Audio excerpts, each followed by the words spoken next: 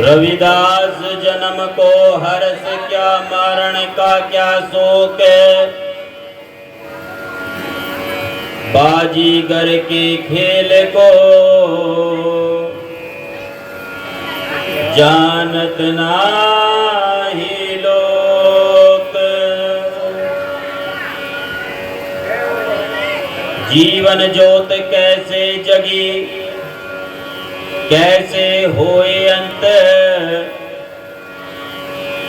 रविदास मनुष्य ना जान सके, जानत है भगवंत।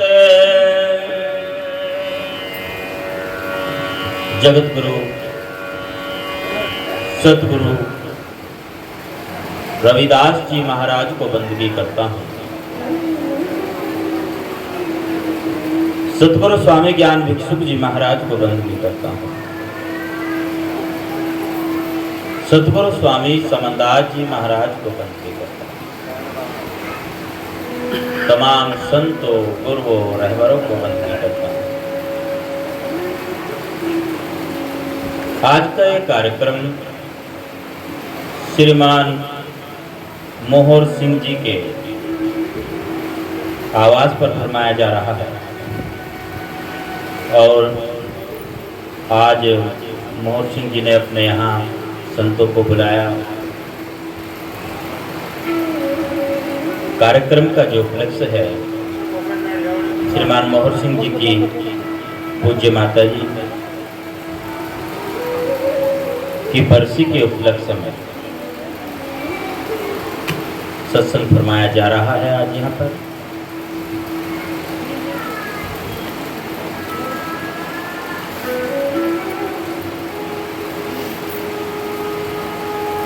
सतगुरु रविदास जी महाराज फरमाते हैं,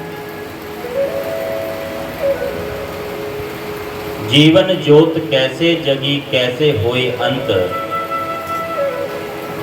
रविदास मनुष्य ना जान सके, जानत है भगवंत। मनुष्य का जीवन एक पुस्तक की भांति है, एक पुस्तक की तरह है और इस पुस्तक में बहुत सारे अध्याय हैं। उन सभी अध्यायों को लिखने वाला ही खुद है, उसमें चाहे जो मर्जी लिखे।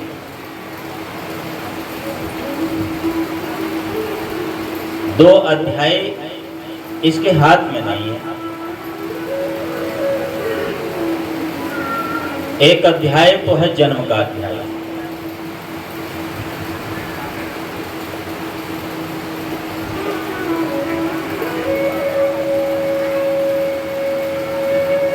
पहला अध्याय जन्म का अध्याय है। इसका जन्म कहां पर होगा,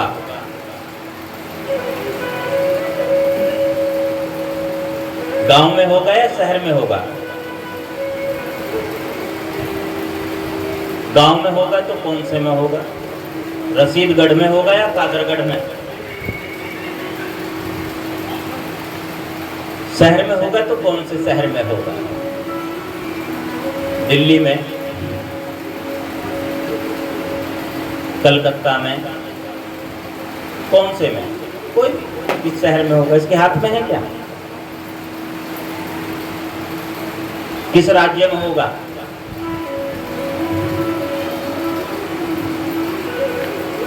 तमिलनाडु में या फिर कश्मीर में, इसके खुद के हाथ में नहीं है।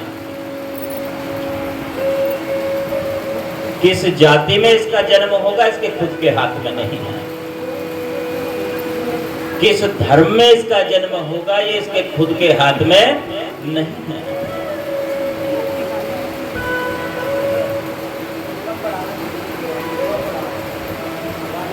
जीवन ज्योत कैसे जगे,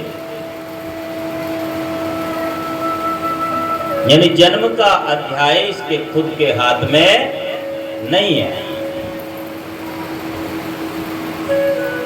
अगर ऐसा होता है कि अमीर घर में या गरीब घर में,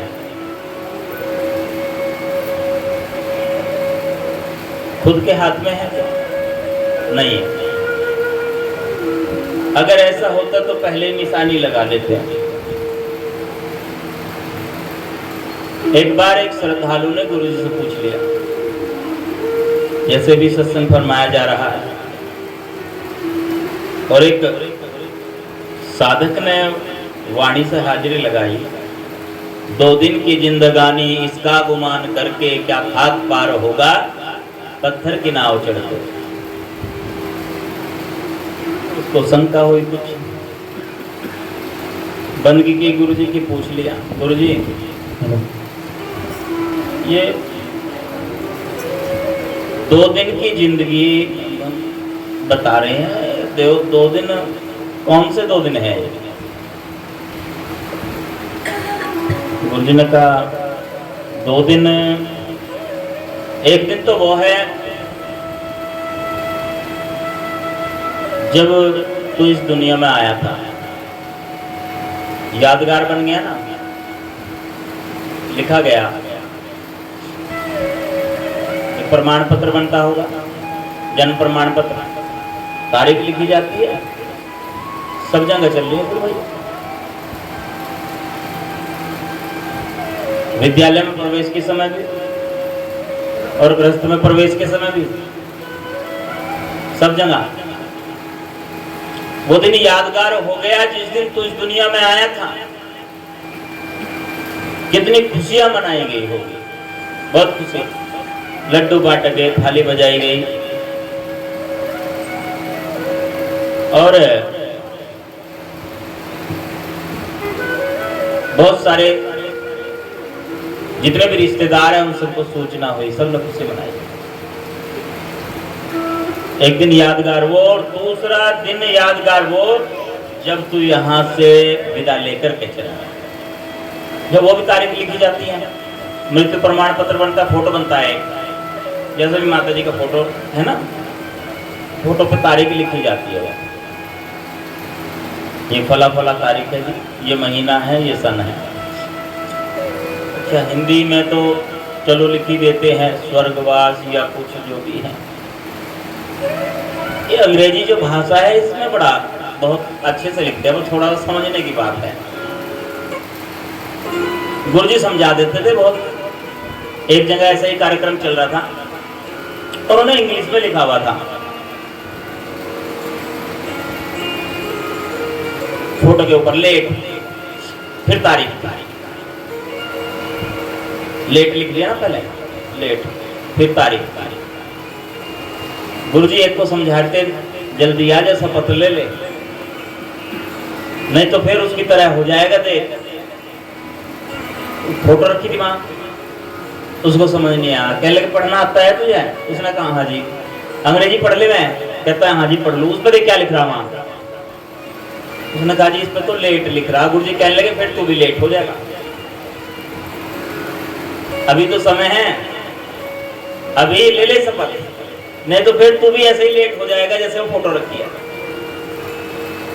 एक दिन वो यादगार जिस दिन तू इस दुनिया में आया, वो तारीख लिखी गई, वो तारीख दर्ज हो गई। और एक दिन वो जिस दिन तू इस दुनिया से चला, सब कुछ छोड़ कर निकल लिया, वो दिन भी यादगार हो गया। ये 2 दिन यादगार है। बोले सतगुरु महाराज की जय।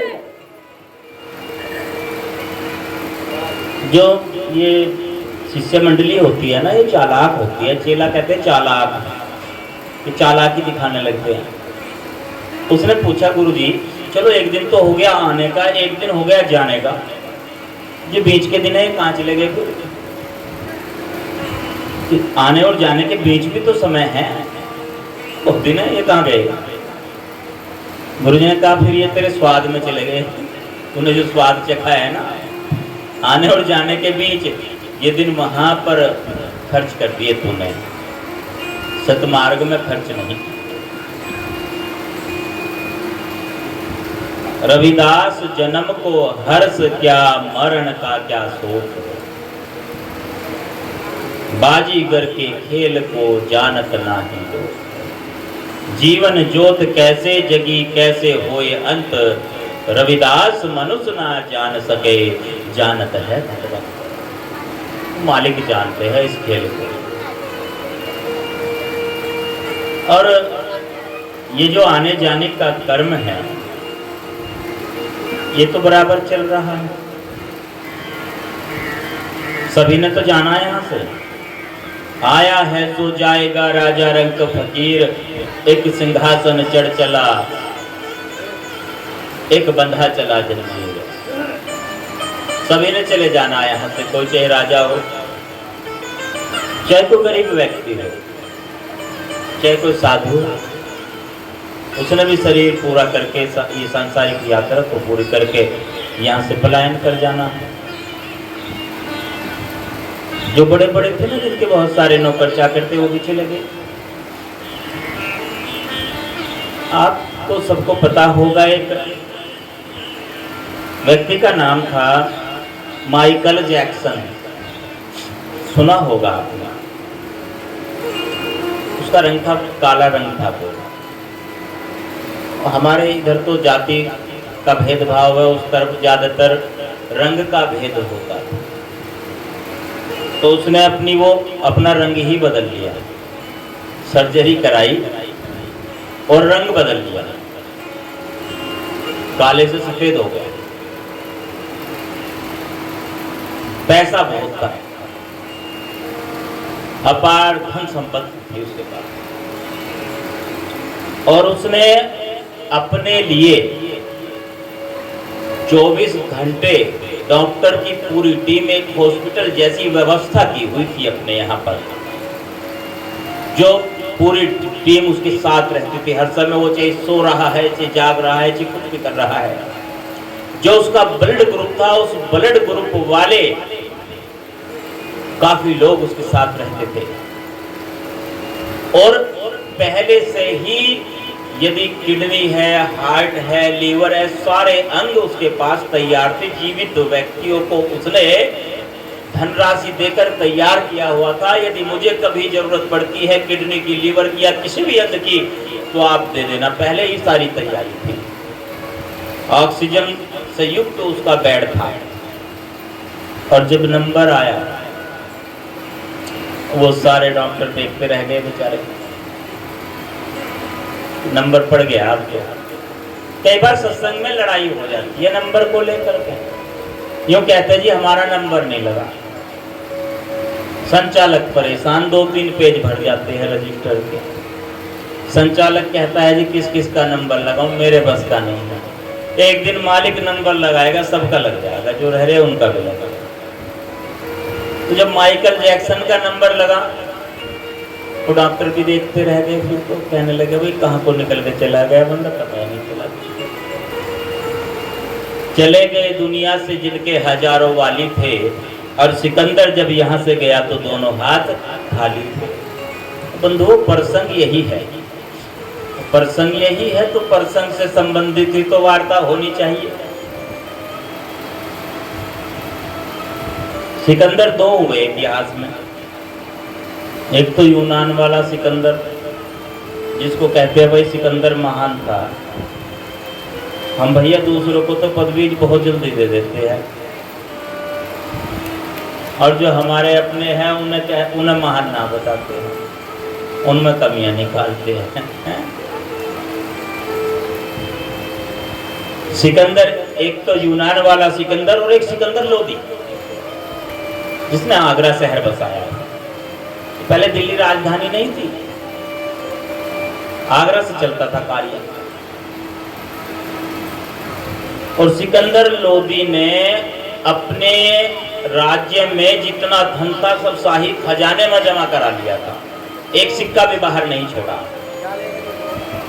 और फिर क्या किया, एक घोषणा कराई, ऐलान कर दिया, यदि कोई मुझे एक सिक्का ला करके देगा उसको मुंह मांगा इनाम दूंगा। बाहर तो कुछ भी नहीं था। एक नौजवान लड़का वो अपनी माँ से जिद करने लगा, कहने लगा माँ मुझे सिक्का चाहिए, एक सिक्का चाहिए। माँ क्या करती बेचारी, बाल हटे बच्चे की जिद है। तो माँ ने कहा बेटा एक काम करो, कुछ दिन पहले तुम्हारे वालिद का इंतकाल हो गया था, तुम्हारे पिता की मौत हो गई थी, और कब्र में दफनाते वक्त उसके मुंह में सिक्का डाला गया। कब्र को उखाड़ो, सिक्का निकाल करके बादशाह को दे दो। तो लड़के ने ऐसा ही किया और उसने कब्र को उखाड़ लिया और सिक्का निकाल कर साफ करके बादशाह के पास लेकर के गया। लो जहाँ पर सिक्का लेकर आया हूँ आपके लिए। बादशाह ने कहा भाई तुम चोर हो क्या, ये सिक्का कहाँ से लेकर के आए हो? मैंने तो बाहर एक सिक्का भी नहीं छोड़ा। उस लड़के ने हकीकत बयां कर दी, सारी सच्चाई बताई। अपने बाप की कब्र को उखाड़ करके सिक्का लाया हूँ, क्योंकि दफनाते वक्त मुंह में सिक्का डालकर दफनाते हैं। अच्छा, तब बादशाह सिकंदर ने एक फरमान जारी किया कि जितने भी कब्रें हैं मेरे राज्य में, सारी कब्रों को उखड़वा दो और जितना भी धन कब्रों में छिपा हुआ है वो सब शाही खजाने में जमा करो। बादशाह का तो फरमान था, कब्रों को उखड़वा दिया गया और एक एक सिक्का इकट्ठा करके शाही खजाने में जमा कराया।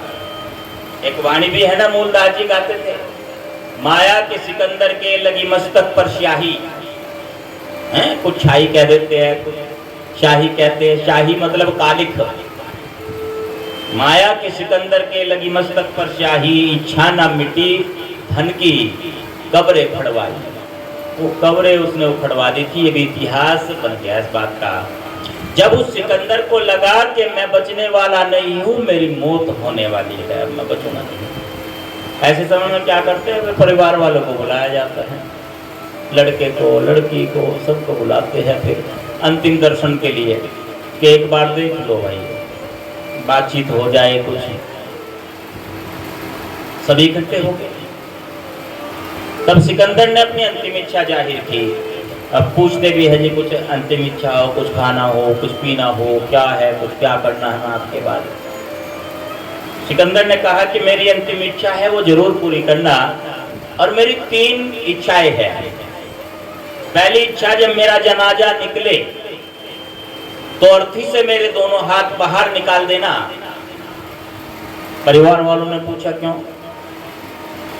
सिकंदर ने कहा ऐसा इसलिए ताकि दुनिया के लोगों को पता चल सके कि वो सिकंदर जिसने कब्रों को भी उखड़वा दिया था, दुनिया से खाली हाथ जा रहा है, एक सिक्का भी साथ लेकर के नहीं जा रहा है। दूसरी इच्छा, जितना धन दौलत मैंने इकट्ठा की है वो मेरे जनाजे के रास्ते में बिछा दी जाएगी। परिवार वालों ने पूछा ऐसा किस लिए करेंगे? कि ऐसा इसलिए ताकि दुनिया के लोगों को पता चल सके कि धन और दौलत भी मौत का रास्ता नहीं रोक सकते। सतगुरु महाराज की जय। अगर ऐसा होता तो जो पैसे वाले ना, उनको यहाँ पर रहने के लिए ज्यादा समय मिलता, और जो गरीब होते ना, जितने गरीब, उनका चालान जल्दी हो जाता, फिर वो जल्दी खिसकते रहते यहाँ से, फिर तो ऐसे हो जाता था। तो प्यारी साध संगत जी, वहां पैसे से नहीं उसको खरीदा जा सकता। तीसरी इच्छा, जिन हकीमों ने मुझे दवा दी है, मुझे बचाने का प्रयास किया है, वो मेरी अर्थी को कंधा देने चाहिए। परिवार वालों ने पूछा ऐसा क्यों? तब सिकंदर ने कहा कि ऐसा इसलिए ताकि दुनिया के लोगों को पता चल सके कि मौत की कोई दवाई नहीं होती। बोलो संत श्रवण सतगुरु दास जी महाराज की। इस गर्दन तोड़ बीमारी में कमजोर दवाई हो जागी, नर कर उस दिन को याद बावरे, चलो चलाई हो जागी। ये मृत्यु का रोग ऐसा रोग है, इससे तो भाई बचा नहीं जा सकता, बहुत मुश्किल है काम। एक हकीम का नाम आपने सुना होगा, लुकमान हकीम। कहते हैं लुकमान को दवाइयां बोलकर बताती थी, मैं इस रोग में काम करती हूँ। लुकमान हकीम कहीं जा रहा था और रास्ते में उसे एक आदमी मिल गया, बेहाल सा हो रखा था, कपड़े फटे हुए हैं, बालों में मिट्टी धूल भरी है। लुकमान ने पूछा भाई तुम कौन हो? उसने कहा मैं यमदूत हूँ। अच्छा, अभी कहाँ से आ रहे हो? ऐसे ही पूछ लिया। उसने कहा यहाँ पास के गांव में एक बूढ़ी माता जी थी भाई, उनका कार्यक्रम करके आया हूँ, अभी उनके प्राण भर के आया हूँ। अच्छा, आगे का प्रोग्राम कहाँ है? ऐसे ही पूछ रहा है मजाक में। उसने कहा आज रात्रि का कार्यक्रम सामने वाले गांव में है, आधी रात को एक नौजवान को पेट दर्द होगा, पेट दर्द से मर जाएगा वो। लुकमान ने कहा नामुमकिन, ऐसा हो नहीं सकता बिल्कुल भी। लुकमान के रहते कोई बीमारी से कैसे मर सकता है? लुकमान दावा कर रहा। संत फरमाते हैं दादू दावा ना कर बिन दावे बिन काट, एक दिन टांडा लद चले पंसारी की हाट। भाई दावा ना कर, एक दिन चले जाना है यहाँ से, सारा बिस्तर बांध करके, यहाँ कोई नहीं रहा सदा के लिए। जो तेरे पास ताम झाम है, इससे पता नहीं कितना ज्यादा लोगों के पास ऐसे राजे महाराजे हुए, इतने विद्वान हुए जिनके पास बल था, बुद्धि थी, विद्या थी, वो सब यहाँ से निकल लिए। तेरी औकात क्या है? लुकमान ने वही डेरा डाल दिया, प्रतीक्षा करने लगा। रात हुई, रात में किसी के दर्द से तड़पने की आवाजें आने लगी। लुकमान ने थैले में बढ़िया बढ़िया दवाई रखी, मरीज के घर जा पहुंचा, तो वहां जाकर दवाई दी मरीज को, इंतजार किया पर आराम तो नहीं आया। और बढ़िया दवाई दी, इंतजार किया पर आराम नहीं आया। लुकमान ने प्रयास तो बहुत किया पर मरीज को बचा नहीं सका, मौत हो गई मरीज। बड़ा दुख हुआ लुकमान को। अगले दिन ऊंटों पर सारी दवाइयां लाद ली और पानी में बहाने के लिए निकल चला। रास्ते में वही आदमी मिला, पूछने लगा कहां जा रहे हो? लुकमान ने कहा कि दवाइयां बेअसर हो गई है, दवाओं में असर नहीं रहा, इसलिए इन दवाओं को पानी में बहाने जा रहा हूं। तब उस व्यक्ति ने कहा कि लुकमान दवाइयां बेअसर नहीं हुई है, दवाओं में तो असर है, बस एक बात याद रखना, क्या? कि मौत की कोई दवाई नहीं होती है। बोलो जी संत शिरोमणि सतगुरु दास जी महाराज की, सतनाम ज्ञान बिच्छुदास जी महाराज की, सतगुरु स्वामी समनदास जी महाराज की। संतों ने एक उपाय बताया कष्ट से मुक्ति का, और वो उपाय है नाम। तेरा जन्म मरण कटे रोग दवाई ले ले नाम की। नाम की दवाई से हर समस्या का समाधान होता है, इसलिए नाम की दवाई लो। और वो दवाई भी ऐसी, साधु तो ढोल पीट पीट करके कहते हैं कि भाई श्वास श्वास में उसको जपो। कहता हूँ कह जात हूँ, कहत बजाऊं ढोल, श्वास जो खाली जात है त्रिलोकी का मोल। एक एक श्वास का मूल्य इतना है, हर श्वास में नाम जपो। अगर एक श्वास भी खाली चला गया और 3 लोग की संपत्ति दोगे, वो श्वास दोबारा मिलने वाला नहीं है। श्वास की कीमत उससे पूछ करके देखो जो मृत्यु सैया पर पड़ा है, और एक एक श्वास अटका हुआ है कंठ में, कि श्वास की कीमत कितनी होती है। नाम की कमाई से सारी समस्या का हल होता है, नाम सिमरन से हर समस्या का हल होता है। जो ये कष्ट है, इस कष्ट से मुक्ति भी नाम से मिलती है।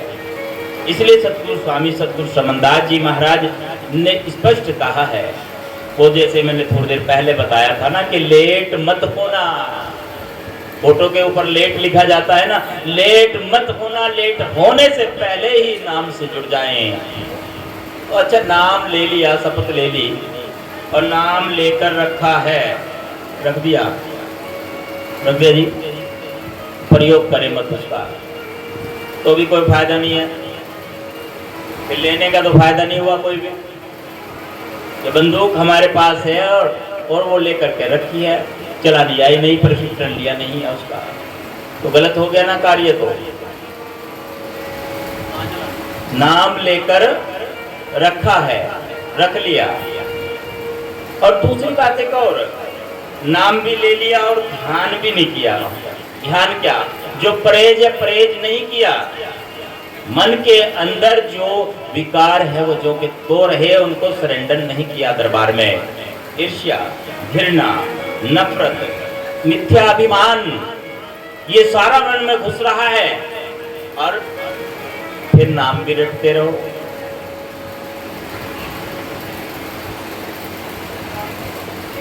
एक थाली में प्रसाद पाओ भाई है, हलवा खीर जो भी है भोजन बढ़िया, मेवा मिष्टान, और उस थाली में पहले से मिट्टी पड़ी हो, और मिट्टी भी अलग किस्म की, 5-7 तरह की अलग अलग जगह की मिट्टी है, और उसी में वो प्रसाद पा दो। बहुत बढ़िया भोजन है, पौष्टिक भोजन। एक कड़छी घी भी डाल दो उस पे, खा लेंगे आप उसको, हैं जी? खा लेंगे, अच्छे से मिलाओ उसको, खाएंगे। फिर सामने जब ये प्रत्यक्ष में नहीं आप खा सकते हैं, तो जो ऐसी वस्तु है, इतनी पवित्र वस्तु है, हम उसको ग्रहण कर रहे हैं, जिसे नाम कहते हैं, शब्द कहते हैं, और उसके ग्रहण करने से पहले मन में इतने सारे विकार भर रखे हैं, यदि वो है तो फिर क्या हो, कैसे हो पाएगा? फिर तो गड़बड़ हो गया ना। इसलिए गुरु प्यारी साध संगत जी, भाई जब भी माथा टेके ना दरबार में, सारी चीजें छोड़ दीजिए, छोड़ देना से बिल्कुल साफ दिल से उठना फिर यहाँ से दरबार से। आज के इस कार्यक्रम का लाभ भी तभी होगा आपको जागने का। जीवन ज्योत कैसे जगी कैसे होए अंत, रविदास मनुष्य ना जान सके जानत है भगवंत। वो सतगुरु परमात्मा ही इस सारे रहस्य को जानते हैं, संत इस सारे रहस्य को जानते हैं, और इसको उजागर करने के लिए संतों की शरण में आना अनिवार्य है। सत्संग की पाठशाला में शामिल होना अनिवार्य है। आज का ये कार्यक्रम श्रीमान मोहन सिंह जी की माता जी की स्मृति में उनकी बरसी पर रखा गया है। जिस मनोभाव को लेकर भूलते जी ने यह आयोजन किया है, सच्चे बादशाह जी सतगुरु रविदास जी, सतगुरु समनदास जी महाराज जी की मनोकामना पूरी करना, और जिस पुण्य आत्मा की बरसी के उपलक्ष्य में आज का एक कार्यक्रम रखा गया है, उनको अपने चरणों में स्थान देना। एक माता के बारे में, भाई माता जो होती है ना, भगवान का रूप होती है, परमात्मा का। जब वो भेज रहा है ना इसको संसार में कि जा वहां चल, तू दुनियादारी में संसार में पहुंच, ये तड़पने लगा, कहने लगा जी मुझे तो बताओ, आपके बिना मैं वहां रहूंगा कैसे? संसार में आपके बिना मैं जीऊंगा कैसे? आपके बिना मैं रहूंगा कैसे? आपके बिना तो मेरा कोई अस्तित्व, मेरा कोई वजूद नहीं है। तब परमात्मा कहते हैं कि तू चिंता मत कर, मैं हर पल तेरे पास रहूंगा, और जैसे ही तू आंखें खोलेगा, जैसे ही तू पहला श्वास लेगा, तेरे पहले श्वास से मैं तेरे साथ हूं, बल्कि जब तू श्वास नहीं भी लेगा, जब से तेरा हृदय की धड़कनें शुरू होगी, जब से तेरे अंदर जीव ये धड़कना शुरू होगा, तब से ही मैं तेरे साथ रहूंगा। पता किस तरह से रहूंगा? माँ के रूप में। तो परमात्मा माँ के रूप में मौजूद रहता है कि हाँ, अच्छा कुछ भी दिक्कत हो जाए, कुछ परेशानी हो जाए ना, माँ अपने आंचल में छिपा लेती है। इतना स्नेह होता है।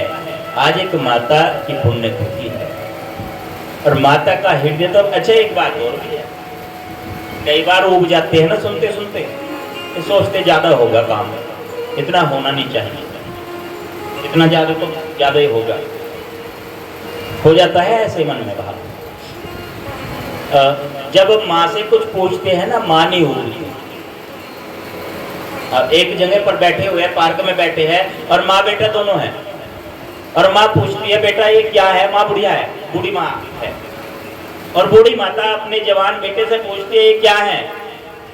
बेटा कहता है तोता है। अच्छा तोता है। थोड़ी देर बाद दोबारा पूछ लिया, बेटा ये क्या है? बेटा कहता है तोता है। जब तीसरी बार पूछा, बेटा ये क्या है? कहने लगा माँ क्या है ये? तोता है। 2-3 बार तो बता दिया, एक बार और पूछ लिया, गुस्सा आ गया बहुत ज्यादा।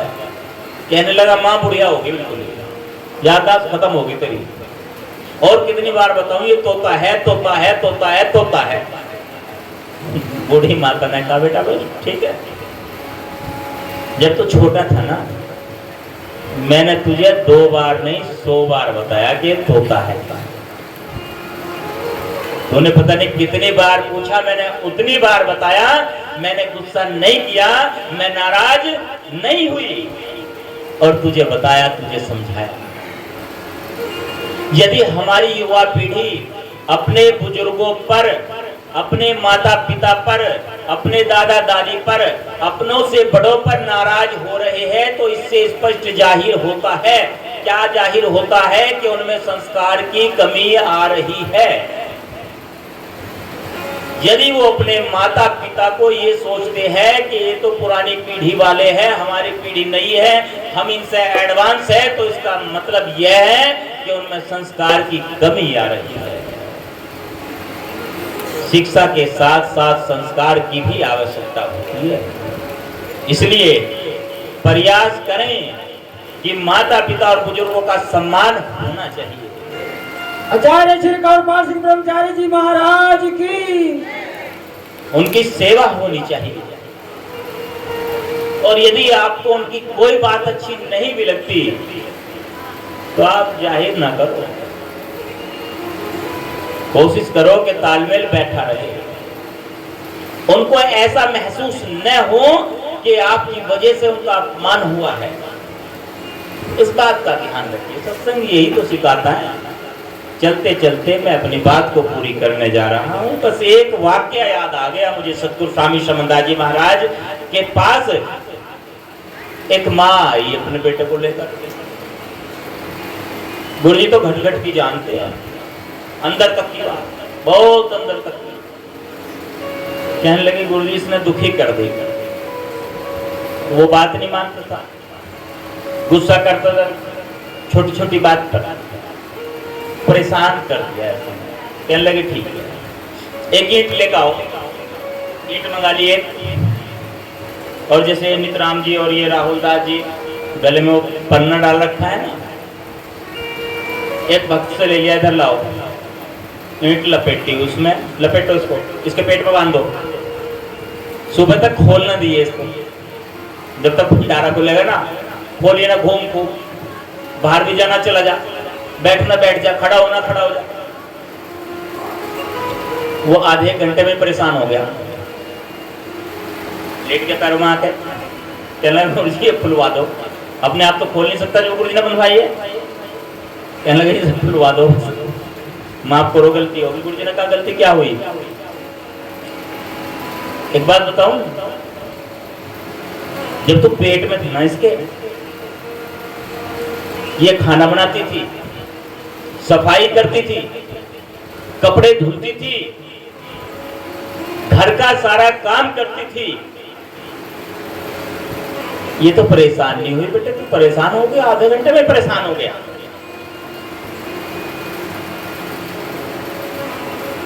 समझेंगे इस बात को, उस बालक के लिए नहीं, सबके लिए है ये बात। आज प्रसंग है इसलिए ये बात सुना रहा हूं। प्रसंग से संबंधित वाक्य है। सतगुरु स्वामी समनदास जी महाराज ने हर एक समस्या का समाधान किया है और हर एक शंका का समाधान किया है, बहुत सरल तरीके से। तो गुरु प्यारी साध संगत जी, माता का कर्ज नहीं चुकाया जा सकता है, संतों का कर्ज नहीं चुकाया जा सकता है, गुरुओं का कर्ज नहीं चुकाया जा सकता है। आज एक माता की पुण्यतिथि है, श्रीमान मोहन सिंह जी, जिस मनोकामना को लेकर आज इन्होंने ये सत्संग दरबार सजाया, संतों को निमंत्रण दिया। सतगुरु परमात्मा जी इनकी मनोकामना पूरी करे, परिवार के ऊपर कृपा दया मेहर रखे। और जो श्रद्धालु भक्तगण आज इस कार्यक्रम में शामिल हुए, सजदा करने के लिए पहुंचे हैं, सभी के ऊपर सतगुरु रविदास जी, सतगुरु समनदास जी महाराज की कृपा दया मेहर बनी रहे। इन्हीं शब्दों के साथ मैं रजा चाहता हूँ। जय सतगुरु रविदास जी, जय सतगुरु ज्ञान भिक्षुक जी, जय सतगुरु समनदास जी महाराज। और एक निमंत्रण आपके लिए 27 अक्टूबर की रात्रि में गुरुदास आश्रम गुरुगद्दीऊन में अखिल भारतीय संत शिरोमणि सतगुरु रविदास मिशन गुरुदास आश्रम गुरुगद्दीऊन के संस्थापक अध्यक्ष महंत सतगुरु स्वामी समनदास जी महाराज के पूज्य गुरुदेव सतगुरु ज्ञान भिक्षुक जी महाराज की जयंती के उपलक्ष्य में 27 अक्टूबर की रात्रि में गुरुगद्दीऊन में एक भव्य सत्संग का आयोजन होने जा रहा है। आप सबके लिए निमंत्रण है, निमंत्रण स्वीकार कीजिए, सभी ने जरूर पहुंचना है। सतनाम जी, सतनाम जी, सतनाम जी। धन्यवाद। बोलो जी संत श्रवण सतगुरुदास जी महाराज के, सतनाम ज्ञान भिक्षुदास जी महाराज के।